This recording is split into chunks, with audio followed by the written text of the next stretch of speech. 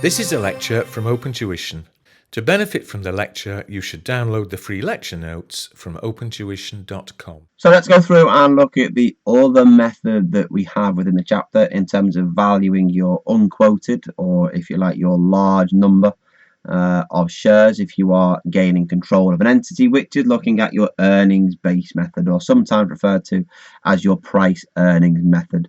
And simply all we're going through and doing is going back to a ratio that you saw way back in P2, whereby when you looked at your price earnings ratio, that was equal to the price divided by your earnings. Okay, nice and simple.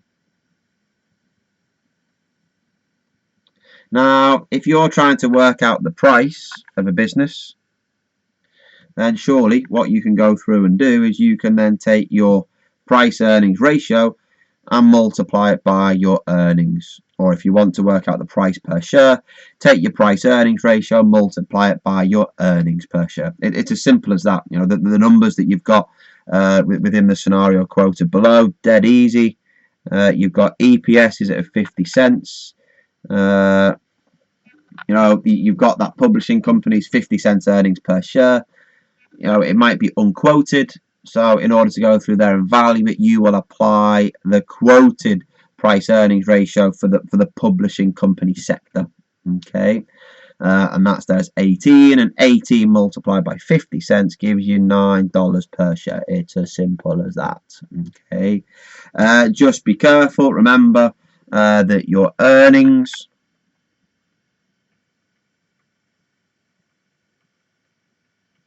are your profits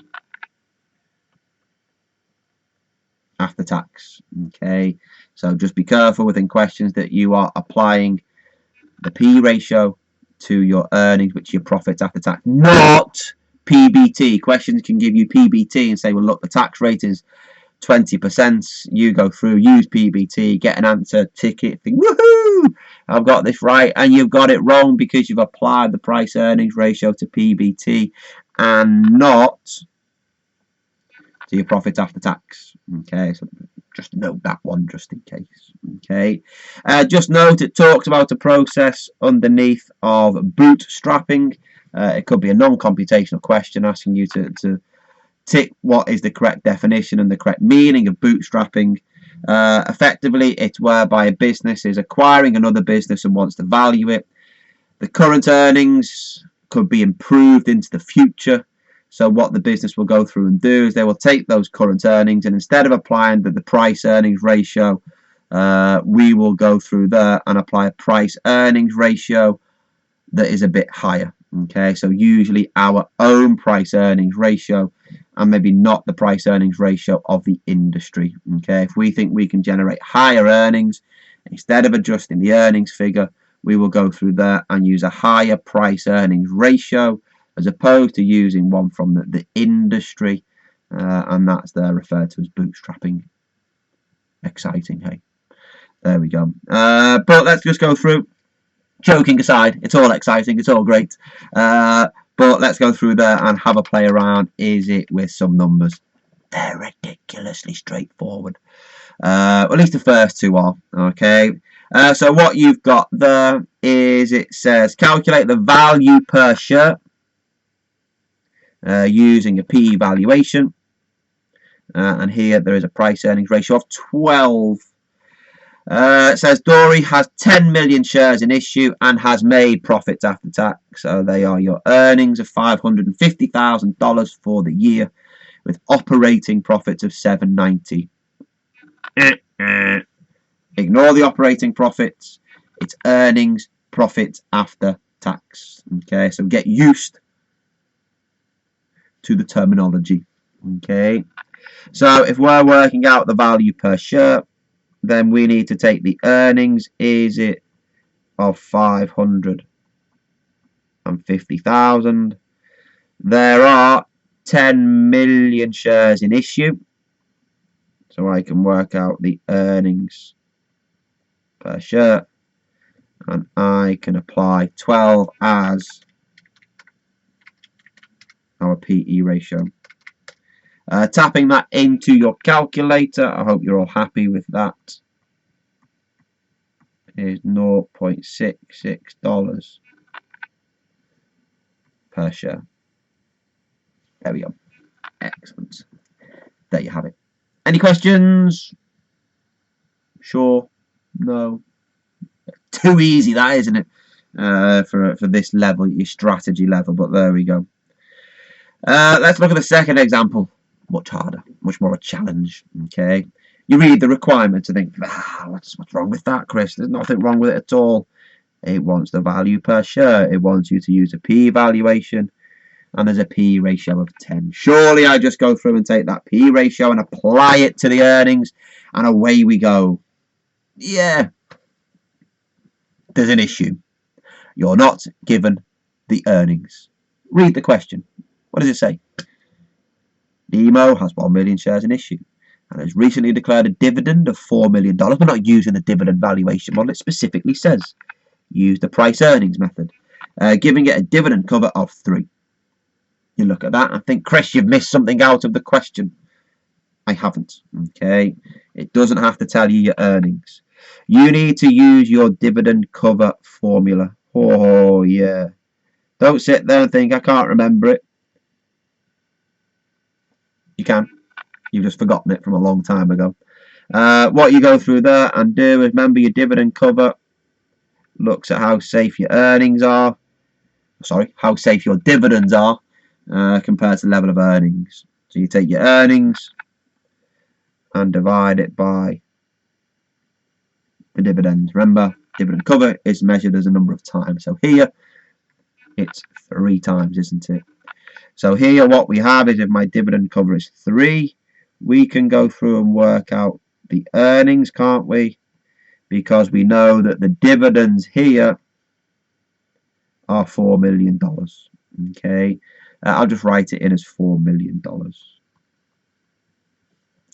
So therefore, the earnings are equal to 3 multiplied by $4 million. So is that $12 million earnings? Okay, we're away. Okay, because what we can go through and do then is to work out the price per share. We take the earnings per share. Well, we know there's $12 million of earnings. I think there are 1 million. Oh, careful. Where did that go? There we go. Temperamental technology, hey. There are $1 million worth, 1 million shares in issue, and then we apply, is it the 10? Okay, so 12 million divided by 1 million, clearly 12, but just tapping it on my calculator, times by 10. Does that go through there and give you $120 per share? Ta-da! There we go. That's it. Nice and simple. Okay. I say it's nice and simple. It's not really, is it? Okay, because if you go through there and look at the question, you weren't told the earnings, so we had to work out the earnings, didn't we, from our dividend cover formula. Don't sit there and think, oh my word, I need to remember all the formula that I did way back in F2 from your analysis and interpretations. Don't stress. Practice the questions. Okay, that will help you remember the formula and make sure that you are successful come the exam. Okay, excellent. If we go through and have a look at is it example number 3. A little bit more tricky. So what have we got?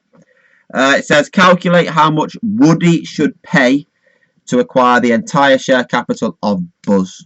Okay, it's like a story about toys, isn't it? Woody and Buzz. So what you've got there is we need to look at the value of Woody before. Okay, so to work out how much we should pay to buy Buzz, we need to look at the value of Woody before versus the value of Woody and Buzz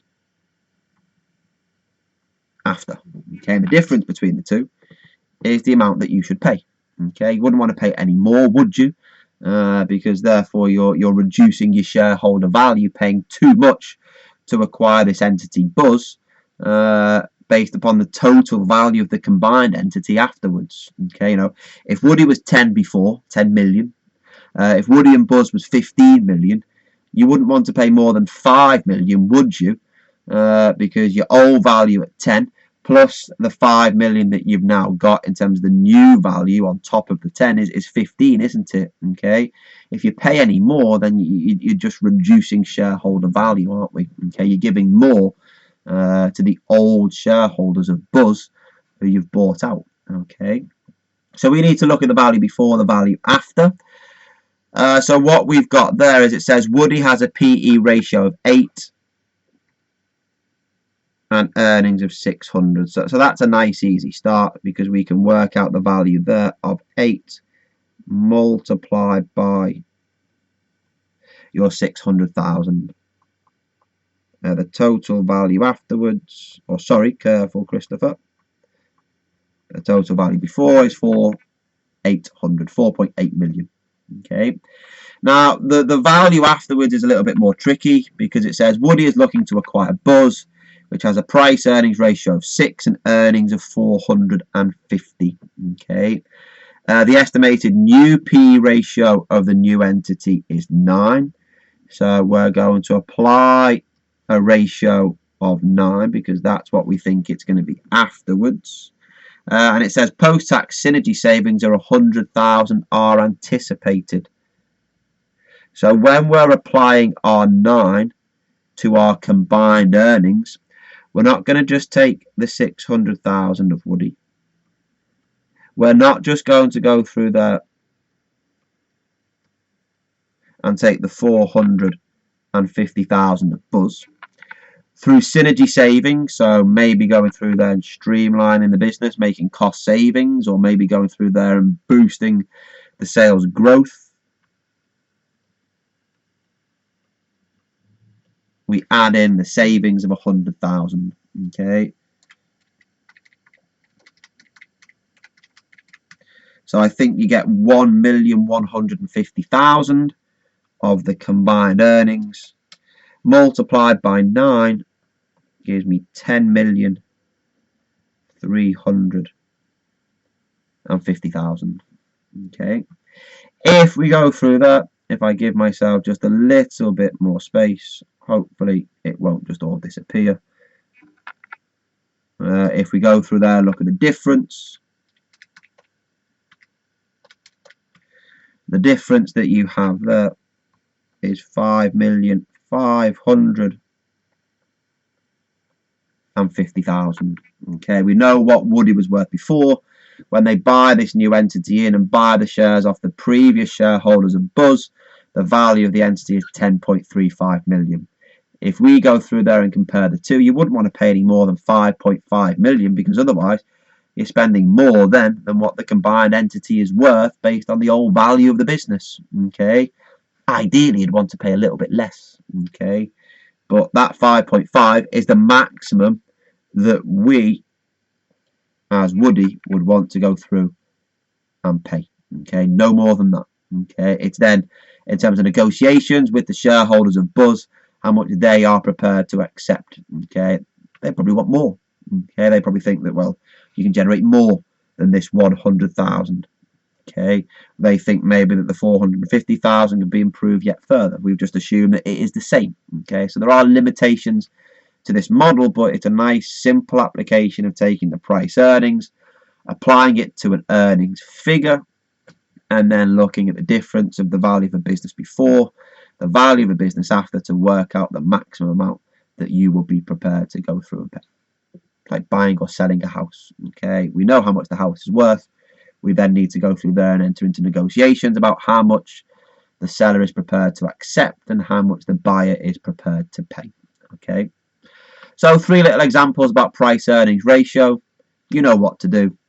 Practice those questions, and I'll see you all in the next chapter.